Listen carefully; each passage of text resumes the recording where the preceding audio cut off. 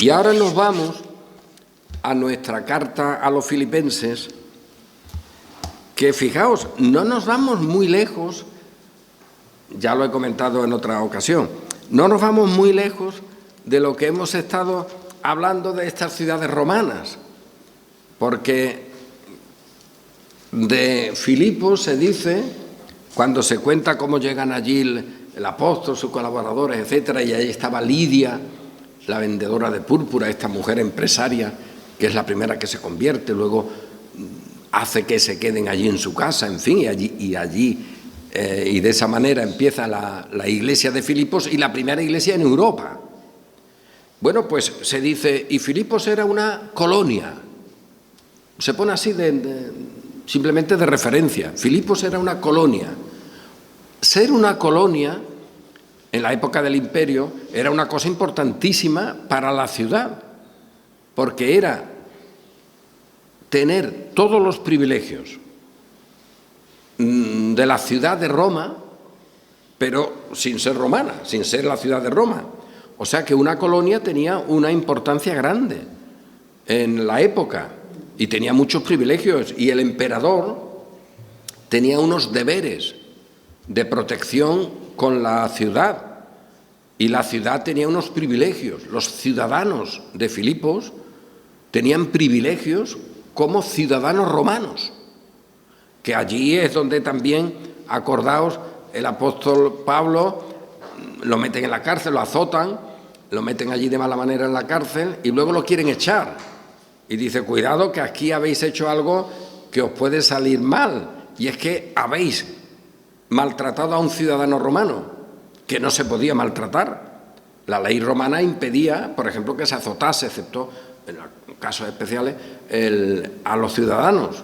Y entonces Pablo dice, bueno, nosotros no nos vamos de aquí, que vengan, que nos den alguna explicación, que esto no quede así tapado, porque ellos tenían los derechos de la ciudadanía romana, y el apóstol Pablo los usa en algunas ocasiones, y eso es importante tenerlo en cuenta, que hay situaciones civiles que nos dan una situación favorable o no favorable, pero que eso hay que tenerlo en cuenta. Y en el caso de Filipos, precisamente ahí se destaca el dato de que a un ciudadano romano, a unos ciudadanos romanos, lo atropellan en sus derechos, y siendo el apóstol Pablo romano, pues también dice, oye, con ciudadanía romana, que yo quiero mis derechos y me los habéis pisoteado. Y los de Filipos tienen que arreglar un poco el asunto, y bueno, así quedó. Pero la propia ciudad de Filipos, al ser una colonia, tenía esos privilegios. Y hoy vamos a mirar algo también, porque en lo que el apóstol dice sobre el día de Jesucristo, sin entrar en muchos pormenores, pero ahí hay una vinculación a algo que en el lenguaje de la época se relacionaba con el poder del imperio. Esto no es extraño, porque el poder del imperio romano está en el contexto cuando el cristianismo aparece y se desarrolla. Bueno, no convendría olvidar, Cristo mismo, el Mesías, es juzgado, condenado y crucificado por el imperio romano. O sea que hay ahí una situación evidente. Y luego la extensión del cristianismo se hace por donde está el imperio. Es verdad que en la parte de Oriente Medio, de Oriente Próximo, mejor dicho, en el inicio, Jerusalén, etcétera, y el entorno, Antioquía, pero todo eso eran terrenos bajo la tutela y bajo el poder del imperio romano. Y luego, además, con el paso del tiempo, el propio cristianismo se llena de tal manera que el propio imperio se ve lleno de cristianismo. Y hay un momento, a mi modo de ver, ya ruinoso, pero que para otros es la gran gloria, cuando el imperio romano se hace cristiano oficialmente e incluso impone el cristianismo por la fuerza, ¿no? Esa es otra cuestión, pero la presencia, el lenguaje de lo que era el imperio, eso no es extraño que lo encontremos en la Escritura. El libro del Apocalipsis, por ejemplo, sin entrar en muchos vericuetos, tiene expresiones que no se pueden entender adecuadamente si no se tiene en cuenta lo que era la ley, lo que era la estructura de la ley, el templo, etcétera, porque hay figuras así, pero tampoco se podría entender si no se tiene en cuenta el Imperio Romano, porque hay muchas imágenes visuales que tienen sentido en el momento del Imperio Romano, lo que significan, qué quiere decir. Y en la carta que vamos mirando, ahí aparecen algunas expresiones, que ya digo, sin enrollarnos, pero ahí aparecen algunas expresiones que tienen que ver con el lenguaje común que en la ciudad seguro que se hacía. Nuestra ciudadanía está en los cielos. Es que eso en Filipos tenía un sentido especial, porque allí se le daba mucha importancia a la ciudadanía, al ser ciudadanos con derecho en Roma, que el derecho romano los amparaba. Y de allí esperamos, esa idea de esperar, eso era una frase romana. Incluso puestos a poner, que eso se copió de mala manera, pero lo que luego en el cristianismo se coloca como, bueno, muchas cosas de Semana Santa también, pero de Navidad, el Adviento. Adviento es una palabra que cualquiera hoy lo relaciona con la época de Navidad, ¿no? Estamos en Adviento. Adviento era un término totalmente del Imperio Romano y hacía referencia al emperador. La Epifanía, la semana tal de Epifanía, que eso está puesto ahí en el catálogo, en el santoral, y digo católico romano, aunque no solo, porque también lo usan iglesias evangélicas, ¿no? Bueno, la Epifanía, la manifestación, eso tenía que ver con el emperador. Eso son expresiones totalmente del imperio, que luego se le aplican a Cristo, que se aplican al nacimiento, que se aplican a la manifestación, etcétera, pero eso eran expresiones totalmente del ámbito romano. Y que, bueno, ni mal ni bien, simplemente que están ahí. Y en la carta a los filipenses hay bastantes expresiones de ese tipo. Lógico, porque la ciudad tenía ese lenguaje como el de más uso, esa expresión tan notable, que delante de él se doblará toda rodilla y toda lengua confesará el nombre del Señor. Eso era romano totalmente. Eso era lo que se hacía con el emperador. Ese era el lema del emperador, que delante del emperador se doblaría toda rodilla y toda lengua lo confesaría como el Señor, como el dominador. Es decir, eso es un lenguaje totalmente social, sociológico, pero que luego se usa para expresar la obra del Redentor. Y eso no es extraño, ocurre así. Hay que tenerlo en cuenta, porque el lenguaje, la manera como se expresa la propia revelación de Dios, es un lenguaje temporal, es un lenguaje que tiene connotaciones específicas en un momento determinado. Fíjate, nosotros estamos ahora mirando mucho la ley, pues es evidente. En el Antiguo Testamento no tanto, porque es de otra manera, pero en el Nuevo Testamento la palabra ley, los usos que se hacen de ella, que son variados, no siempre de la misma manera, tú miras y el contexto lingüístico mismo, donde viven las comunidades cristianas, es el que te da un poco de orientación también en cómo se usa el término, porque evidentemente ley era una palabra que se usaba, la ley de la ciudad, lo que eso implicaba, y si eso no se tiene en cuenta te pierdes mucho. Y te lías, ¿no? Porque hay expresiones que son simplemente sacadas de la manera de hablar de la gente, pero que eso es normal. Como hoy el Espíritu de Dios se revela a nosotros por su palabra, con nuestra manera de hablar, lo entendemos, no se revela en chino, sino con nuestra manera de hablar, nuestra manera de sentir, y ahí es donde nosotros recibimos la verdad. Y la verdad nos transforma y nos va cambiando.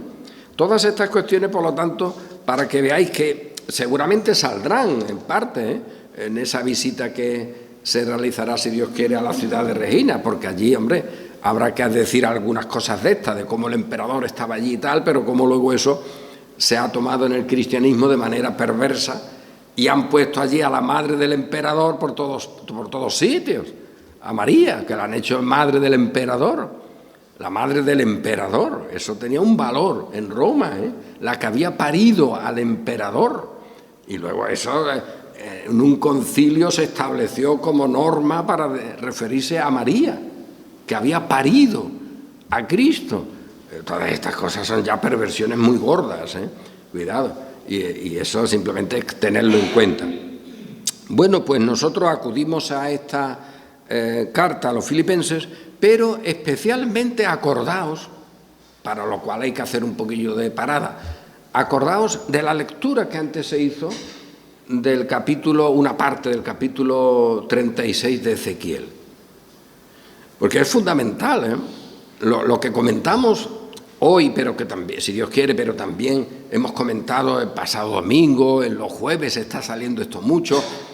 Yo, como estoy en esa onda ahora, pues incluso cuando hago alguna grabación para alguna cosa me sale, es que no puedo evitarlo porque es lo que está ahora mismo en el modo de pensar, en el modo de sentir. Y eso es algo providencial, porque eso no se ha buscado como un tema, ni se ha fabricado previamente un esquema, sino que va surgiendo. De hecho, fíjate, aquí estamos. Y en ese sentido, el texto que se leyó antes de Ezequiel es básico. No nos separemos mucho de ese texto, porque luego vendremos a la convicción y la verdad nos llegará a nosotros en lo que ese texto dice, y ahí tendremos que rechazar multitud de cuestiones. Pero el pasado domingo ya mencioné algo y ahora volvemos a esa cuestión. Y esto pido, estoy en el versículo 8 del capítulo 1. Y esto pido en oración, que vuestro amor abunde aún más y más en ciencia y en todo conocimiento. La importancia del conocimiento, el verdadero conocimiento, para que aprobéis lo mejor, para que seáis obispos, que hay obispos en la Iglesia, pero para que todos vosotros seáis también obispos en tanto que intérpretes, en tanto que analicéis bien las cosas, en tanto que comprobéis si el material está bien, si lo que se trae para la cocina va a servir para que comamos bien o para que nos muramos bien. Que seáis también en esto obispos, intérpretes, que analicéis. Y eso se le dice a todos los cristianos en Filipos, aunque allí también había obispos que son los encargados especialmente de hacer esa supervisión y de mostrar a todos las señales, las indicaciones que deben tener en cuenta para que ellos también vean cuando la comida está mala o cuando el producto no corresponde a la verdad. Para que aprobéis lo mejor, a fin de que seáis sinceros e irreprensibles. Oye, que esto tiene migas, yo estoy orando por vosotros para que tengáis estas cosas, que tengáis conocimiento, de esa manera aprobar lo mejor, a fin, con el propósito de que seáis sinceros. Sincero, cuidado, no es, ya lo veremos si tenemos tiempo, no es el sentimentalismo de decir yo digo lo que siento. Bueno, y eso para muchos es la sinceridad, no es la de la Biblia. Eso es muchas veces la insensatez. También dice el insensato al pronto da a conocer su figura, ¿no? No se trata de que uno diga, bueno, yo en este momento tengo este sentimiento, lo salto. Bueno, eso no, porque también la Escritura nos invita a que tengamos control. Por lo tanto, la sinceridad no es eso, Eso muchas veces es la insensatez o la tontería, y encima alguien que por ser tontito se alegra y se presenta como si tuviera que darle a alguien encima un diploma o darle un aplauso. Insensato, que has mostrado tu corazón perverso y encima te vamos a aplaudir. pues hombre, contrólate un poquito. Sinceros e irreprensibles, es decir, oye, que no tengamos cosas por las que se nos reprenda. Y esto hacia afuera, pero también hacia adentro, que nosotros mismos asumamos esto. Esto tiene su miga, ¿eh? Para el día de Cristo. Y vuelvo a decir, y esto también tiene su miga, ¿qué es eso? El día de Cristo, el día del Mesías. Llenos de frutos de justicia que son por medio de Jesús el Mesías, para gloria y alabanza de Dios. Aquí dejamos esta cuestión. Pero no nos olvidemos de lo que se leyó en Ezequiel, ¿eh? Oye, porque Ezequiel también tiene sus migas. Esta es una expresión, por lo menos del sur y de Extremadura. Tener migas es tener mucha consistencia, ¿eh? Tener consistencia es como el pan que tiene miga, ¿no? Esa era una expresión de la gente en los pueblos. Y de ahí viene eso de tener migas. A ver, cuando se ha leído lo anterior, lo que se está diciendo es, yo, dice el Señor, estoy verdaderamente enfadado con esta gente. Israel, es que no tengo por dónde cogerlo. Le tengo que dar bofetadas, le tengo que dar tortazos, solo puedo darles mi ira. Son unos insensatos. Lo han manchado todo, todos sus ritos son impíos. ¿Por qué? Por algo evidente, porque están manchados antes de realizarlos. Pero esto es una lección enorme. Pensemos en los que te proponen cumplir mandamientos, cumplir normas, para que con esas normas tú te santifiques, tú te limpies, tú te arregles, tú ordenes tu vida. Esto es muy típico, ¿eh? No hace falta ahora esforzarse mucho, uno puede pensar en sermones, tampoco muy lejanos, ¿eh? Bueno, pues lo que el bueno de Ezequiel te está diciendo es, tontito, ¿cómo te vas a arreglar, cómo vas a cumplir si estás impuro? Empieza por ahí. Es como si un sacerdote se metiera en el santuario, habiendo tocado un muerto, con algún tipo de impureza y sin los ropajes que simbolizaban la limpieza. O que llevaras a un animal para ofrecerlo como un sacrificio, sea del que fuere, un sacrificio de expiación por el pecado, un sacrificio de paz, pero que tú llevas un animal que aquello no tenía ni pinta, aquello era una cosa malísima, estaba todo lleno de pulgas, aquello estaba lleno de bichos, aquello no era un animal, el animal eras tú por llevarlo. Pero tú imagínate que tú llevas eso allí al templo y te quedas contento. Tú que me traes aquí un animal impuro, un animal sucio, un animal que yo no te he pedido, porque yo he pedido que los animales estuvieran, en fin, con todos sus arreglos, como un símbolo. Bueno, pues tú ahora me traes el animal impuro, hecho polvo, que eso no tiene cabida, que eso mancha. Es que encima es que el animal me lo has traído y me mancha el santuario. El santuario tiene que ser limpiado con sangre, continuamente. Y a ver, todo eso, dice el Señor, es clarito, ¿no? Si no hay limpieza previa, tú me vas ahora a venir a traerme un sacrificio o a hacer algo, pues la lección es la misma. A ver, tú te quieres arreglar la vida, tú quieres limpiarte haciendo obras, pero si esas obras requieren que estés limpio, si tú no estás limpio y tocas mis mandamientos, tocas mi santuario, ensucias mi santuario. Bueno, pues el mundo cristiano tan listo y evangélico en particular también, por lo que nos atañe por cercanía, y el mundo reformado, esas cosas tan gloriosas, lo que te dicen es eso. Pero hijo, si eso es la negación de lo más sencillo de la Sagrada Escritura. Y nuestro buen Pablo dice, a ver, que yo oro por vosotros para que tengáis entendimiento. para que conozcáis. Y esta es la clave, porque toda persona que te plantea eso que he dicho, no conoce. Pero no conoce no porque no haya investigado en un secreto extraordinario, no conoce porque no ha recibido la verdad, porque eso es sencillo. ¿O no es sencillo lo que estamos comentando? Porque la ley continuamente te lo dice, y en los profetas anda que no, mira Ezequiel, la bronca que te mete. A ver, si estás impuro, si estás sucio, ¿ahora qué quieres? ¿Arreglar esa suciedad haciendo algo a lo cual tú has manchado con esa suciedad? Incluso en los sentidos rituales.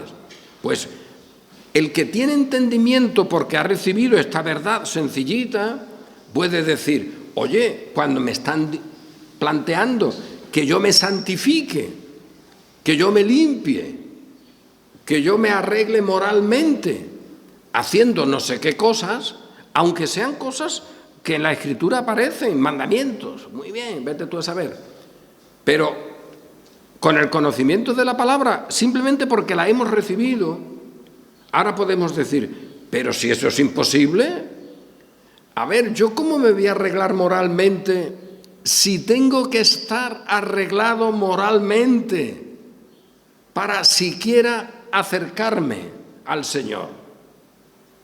¿Cómo te vas a arreglar moralmente por hacer cosas litúrgicas en una iglesia si precisamente tienes que estar limpio para poder estar en la comunidad? Porque si no, no puede ser. Esta es la enseñanza sencilla de la Escritura. Y el Señor dice por el profeta, como antes se leyó, y yo estoy enfadadísimo con esta gente, me los he mandado por ahí, los he puesto en todas las naciones. ¿Y qué han hecho en todas las naciones? Pues ensuciar mi nombre. Es que mi nombre ha sido blasfemado. Esta gente que piensan que son tan listos, que son tan santos, resulta que están llevando una manera de vivir y una manera de pensar para la cual usan mi nombre, y el Señor dice, no la gente, no la gente. El Señor dice, mi nombre ha sido blasfemado por culpa de ellos. No es que las naciones digan, uy, con lo que conozco yo también la ley de Dios, veo que estos que son su pueblo no la cumplen y por lo tanto blasfeman el nombre de su Dios, porque yo soy muy listo. No es eso. Las naciones participan de la mentira de los que estén por allí y las naciones no ven nada. Pero el Señor sí, y dice, vosotros habéis blasfemado mi nombre en medio de las naciones.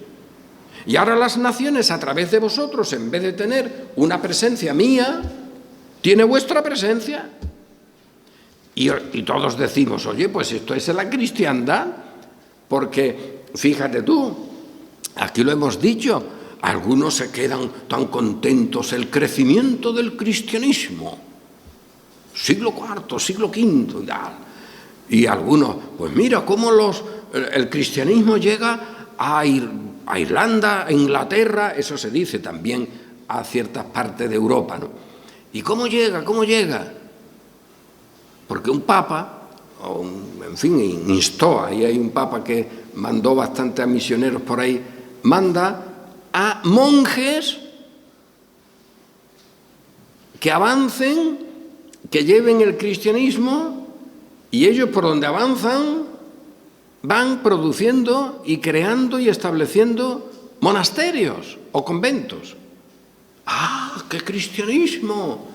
Bueno, hijo, vamos a decirlo, estáis por todo el mundo, pero mi nombre ha sido blasfemado por vosotros, o mi nombre está relacionado con un convento. Lo que esta gente ha recibido de vosotros, que a lo mejor ellos no dirán eso, porque ellos no dirán que esto es una blasfemia, al contrario, la recibirán. Pero ahora el Señor dice, ¿qué habéis hecho? Ahora, mi nombre en esos pueblos es conocido a través de vosotros. Y lo habéis blasfemado y lo habéis cambiado. Porque ahora esa gente no me conoce a mí, no conoce mi misericordia, conoce vuestras obras, en las cuales os gloriáis. Vuestros crucifijos en todo caso, pero no la cruz de mi Hijo el Redentor.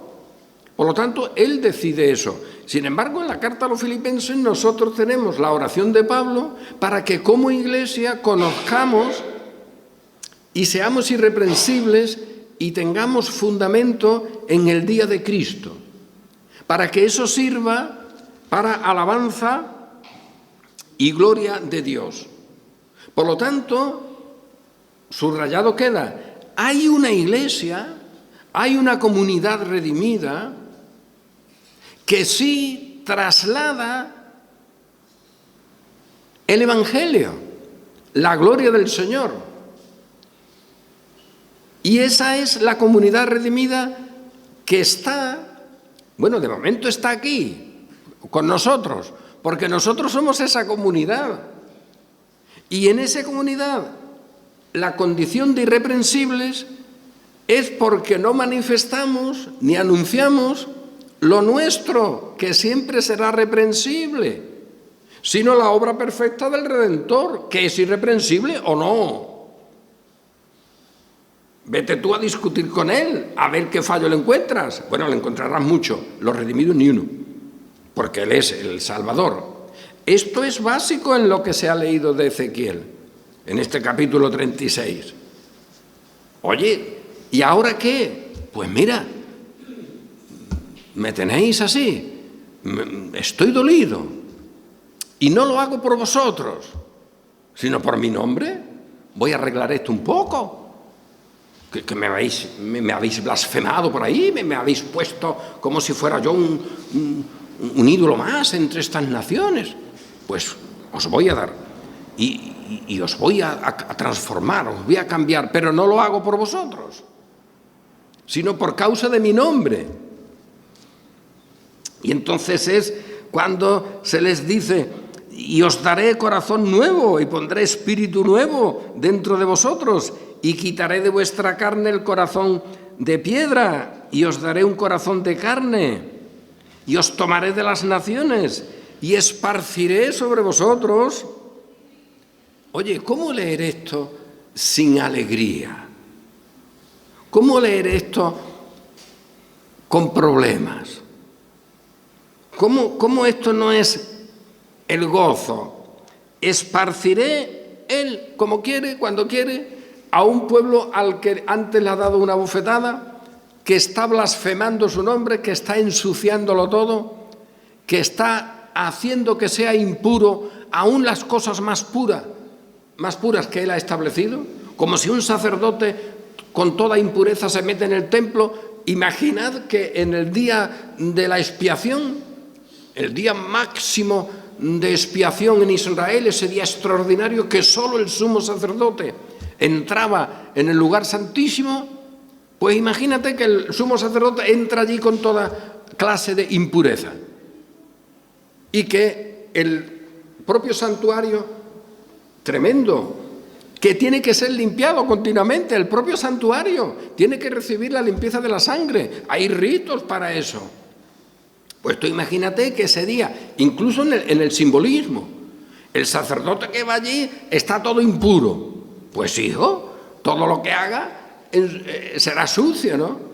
Bueno, pues ahora el Señor dice, así estáis vosotros, por todas partes.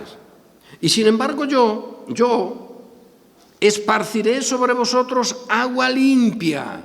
Es una declaración simbólica de lo que significaba el agua o la sangre para limpiar, para quitar la impureza y que la persona pudiera luego entrar en el santuario, pudiera luego ser adorador. Pues yo esparciré sobre vosotros agua limpia y seréis limpiados de todas vuestras inmundicias y de todos vuestros ídolos os limpiaré. Oye, a ver, es que es el colmo. ¿Cómo predicas esto al mismo tiempo que dices, lo vi el otro día en un YouTube de estos raros, aparecía ahí un pastor, por cierto, un pastor que estuvo dando unas conferencias en un campamento, que decía unos métodos o algo así, y se supone que se lo creería para fortalecer la santidad. Y llegaba a decirle, y digo, yo no lo escuché, pero salieron unas letras allí y decía, porque yo mismo he crecido en santificación con ese método. Y yo digo, el tío se lo creerá, porque la pinta que tiene es de creérselo, que él ha crecido en santificación con un método.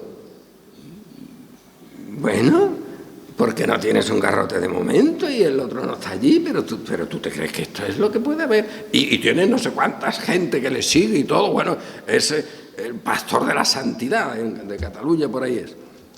Así que estas cosas son tremendas. A ver, hijo, ven para acá.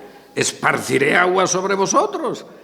¿Y dónde estáis? ¿Dónde estáis? ¿Qué método de santificación me estáis haciendo? Burlándose de mi palabra, cambiando mi ley, blasfemando mi nombre. Y yo os limpiaré. Y yo os limpiaré, hijito. Y si yo no te limpio, pues tú podrás hacer todos los ejercicios espirituales, que para eso ya están los jesuitas, que saben hacerlo. Tú podrás hacer todos los ejercicios o los métodos de santificación, pero como el agua no te venga de Dios, sigues en tu impureza, insensato. Y con tu impureza vas a decir que provocas limpieza. Con tus excrementos te limpias y vas a decir que sales limpito. Hombre, es que esto es el colmo. Pues ese es el Evangelio, ese es el crecimiento, esa es la santidad, ese es el cumplimiento de la ley que tenemos. Y hay que tenerlo en cuenta. Y ante eso el apóstol dice, yo ruego para que la misericordia del Señor esté con vosotros y tengáis frutos de justicia. Porque ese es el canto de victoria que tenemos todos. Oye, que nosotros que no buscamos eso, tenemos frutos de justicia. Ah, sí, ¿con qué método? ¿Con qué método? Ven que te voy yo a dar método. Con la misericordia del Señor que nos ha limpiado. ¿O qué crees? ¿Que hay algún limpio en la iglesia del Señor aquí en la tierra o cuando pasemos al cielo tras morir? Oye, ¿que hay alguno que se ha limpiado con qué? Allí, en esa comunidad de salvación, ¿hay alguien que se haya limpiado con qué? La sangre de Cristo. Y esa vale para todos, también para los chiquitillos. Y esa es la que nos da la condición de, ¿cómo te atreves? De irreprensibles.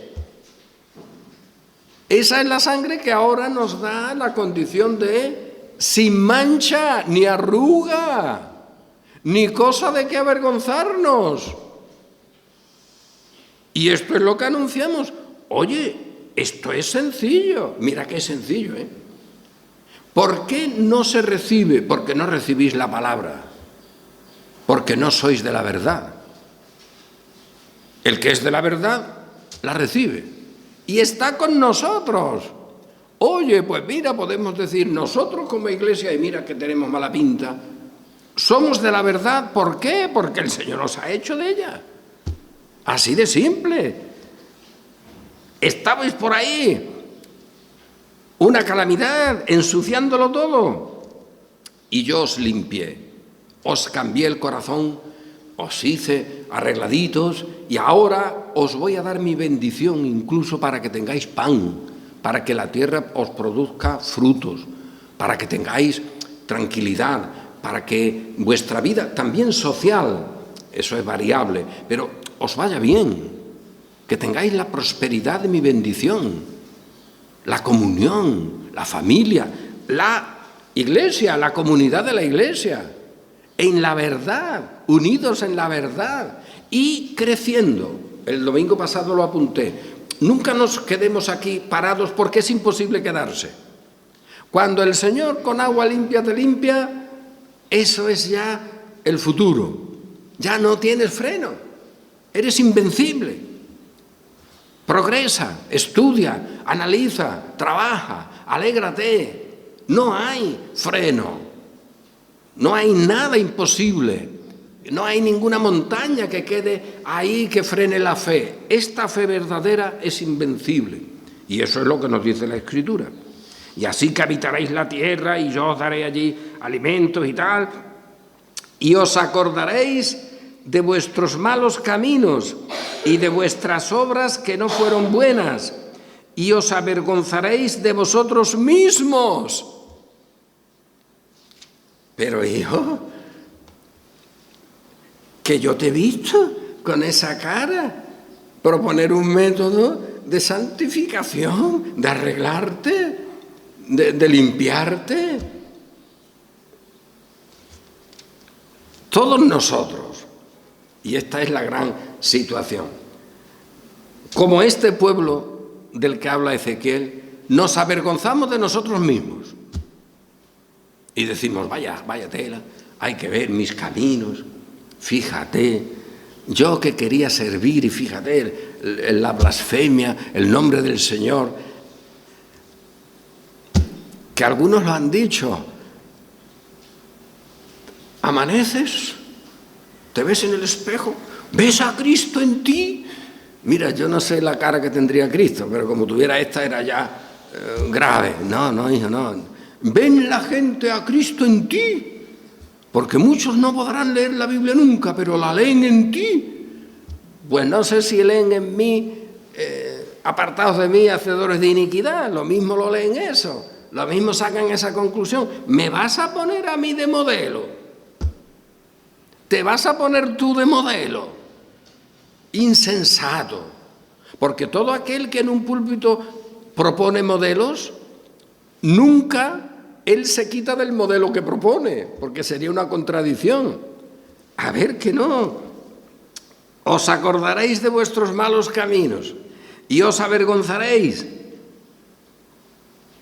Y os avergonzaréis de vosotros mismos por vuestras iniquidades y por vuestras abominaciones. No lo hago por vosotros, dice Yahvé el Señor. Sabedlo bien. Avergonzaos y cubríos de confusión por vuestras iniquidades. Y aquí estamos. Cuando Él ha limpiado, cuando Él ha redimido, le dice a la casa de Israel, te avergonzarás de ti misma. No lo hago por vosotros. Y ahora tú, achanta, baja la mirada, ponte en el suelo, ponte en el muladar donde corresponde a tus obras. ¿O tú vas a venir aquí ahora ya de gallito? Yo te he limpiado, pero tú recuerda. Y si recuerdas bien, ¿me vas a decir que con tus obras puedes entrar en mi altar? ¿Puedes decir que con tus obras y tu miseria puedes entrar en el lugar santísimo? Pero nosotros, oye, que te lo dice la Escritura, estamos en el lugar santísimo, por el camino nuevo y vivo, por el camino del juramento, por el camino de la seguridad, por el camino de lo que no puede ser destruido ni manchado, la propia carne de nuestro Redentor. Eso lo dice la Escritura. Por lo tanto, a esa iglesia que estamos en el lugar santísimo, es a la que ahora el apóstol se refiere. O el apóstol, cuando está diciendo que seáis irreprensibles, está pensando en los pastorcillos que hablan de santificaciones, o en los que te hablan de que tu vida moral será transformada y cambiada por una conducta. Una conducta. Pero ¿a dónde hemos llegado? ¿A dónde hemos llegado? Una conducta. Lo que fue necesario que fuese satisfecho y arreglado por la vida de nuestro Redentor. Lo que no había manera de eliminar, lo que no había manera de limpiar, sino con su propia sangre. ¿Me vas a venir tú ahora a decir que eso se arregla con una conducta? sinvergonzón, por lo menos hay que decirle, pero y esto es lo que hay, ¿eh?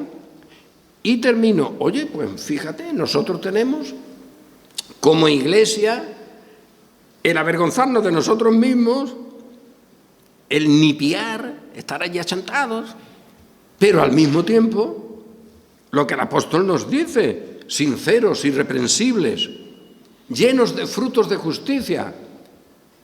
Ah, es el fruto de justicia de mi conducta. ¿De tu conducta? Pero si tu conducta se quema, ¿tu conducta vas a traer ahora ante el sol de justicia? Pues como te dé un poquillo, o la quemas o hiede, porque eso corrompe.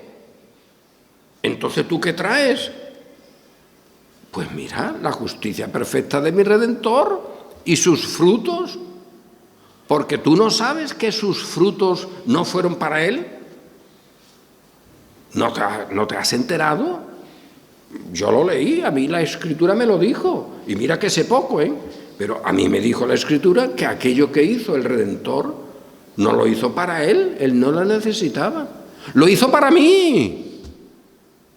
Y ahora yo tengo sus frutos. Y ahora yo tengo, apúntalo ahí para que te chinches, tengo su justicia, que no es por la conducta de la ley, sino por la fe que me ha sido dada. Esto me ha dicho la Escritura. Y si me lo ha dicho la Escritura, yo creo que la Escritura es inspirada, ¿eh? Y es palabra de Dios infalible. Eso que ha hecho Cristo no lo ha hecho por Él, lo ha hecho por mí. Ah, pero por mí solo no, ¿eh? Porque siempre me habla de una comunidad. Y yo tengo esta manía, en esa comunidad meto también a los niños, tú, que los ha limpiado, que los ha redimido. Que cuando aparezca el Señor y su pueblo lleno de frutos de justicia esté ahí presente con lo que el Señor ha hecho de ese pueblo, también estarán todos los redimidos, en los cuales hay que incluir a los niños, a los viejitos, a los que están estropeados mentalmente, a todos los que Él de su voluntad ha salvado y por los cuales Él de su voluntad se entregó para limpiarlos y para santificarlos, ¿o no? Oye, esto es sencillísimo de asumir. Si recibimos la palabra, esto es sencillísimo. Si no recibimos la palabra, esto se convierte en piedra de tropiezo y en roca que hace caer, porque tropiezan en la palabra, que está escrito así, a lo cual fueron también destinados. Bueno, pues todos nosotros ahora estamos para ese día de Cristo, que luego se dice que esos frutos de justicia serán por medio de Jesús el Cristo. Este día de Cristo, y termino, sin entrar en rollos, es un modo de hablar que en el mundo romano hacía referencia al emperador, hacía referencia a la vinculación que la gente tenía, los libres, los esclavos no, con el emperador, el día del emperador, el día del libertador. Eso era un lenguaje muy típico, y eso representaba muchas cosas. Y en la Escritura, ya dije al principio, oye, es que a veces se usa un lenguaje semejante porque era el que usaba la gente, referido a Cristo. Pero aquí ya tenemos algo gordísimo.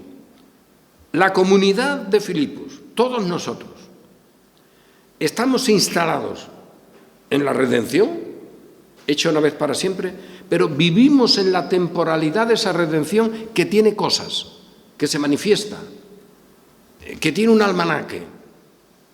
El día de Cristo no es un día del almanaque solo, es el almanaque, es el día del Señor. Y ese día del Señor es un día de juicio para sus enemigos, sobre todo para los que siendo enemigos pasan como su pueblo, pero es también el día de la salvación. Es el día de la presencia del emperador como signo de protección, como el lugar de seguridad absoluta. Estando ahí, ese día en esa temporalidad, en Cristo, tenemos nuestro tiempo, pasado por supuesto, pero también futuro, en Él. Y esto hace algo asombroso, que nosotros sin métodos, sin buscar santificaciones, sin buscar limpiezas morales, tengamos un enorme trabajo por delante, nuestra vocación, y será un trabajo en el Señor, y será un trabajo de manifestación de la justicia, y eso es lo que tenemos todos por delante. Todos sí, el que esté más maltrecho de todos nosotros, que casi no puede respirar, trabajo, victoria. Los chavales, los jóvenes, todo delante, todo, un montón de trabajo, un montón de futuro, un montón de bien hacer, porque en el Señor tenemos esa condición de justicia, de conocimiento verdadero, y todo eso será, a ver si no nos alegramos en esto, para gloria y alabanza de nuestro Dios. Y esto que nos ha sido dado, lo hemos recibido porque somos de la verdad. Amén.